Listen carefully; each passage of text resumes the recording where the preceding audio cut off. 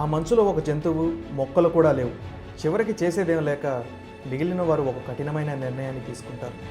తాము బ్రతకాలంటే ఆహారం కావాలి.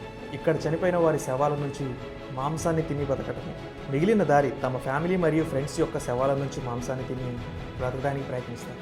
మాంసం కోయడానికి విమానంలో విరిగిన అద్దాల ముక్కలను ఉపయోగిస్తారు. మొదట మాంసం మాత్రమే తిని బ్రతుకుతారు. కానీ మాంసం కూడా అయిపోయిన తర్వాత శవాల యొక్క గుండె, మెదడు మరియు లంగ్స్ తిని బ్రతకడానికి ప్రయత్నిస్తారు.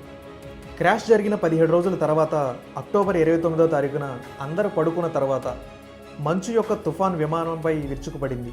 విమానం మొత్తం మంచుతో కూరుకుపోయింది. ఆ రోజు రాత్రి ఇంకో 8 మంది చనిపోయారు.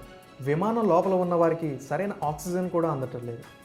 వెంటనే ఒక రాడ్ సహాయంతో విమానం పైభాగానికి గాలి రావడానికి ఒక రంధ్రం చేశారు. మిగిలిన వారు ఆ తుఫాన్లో చనిపోయిన వారి శవాలను తింటూ ఇంకొన్ని రోజులు బ్రతికారు. ఇలా తింటూ ఉంటే ఇంకా ఎక్కువ రోజులు బ్రతకలేమని వాళ్ళకి అర్థమైంది.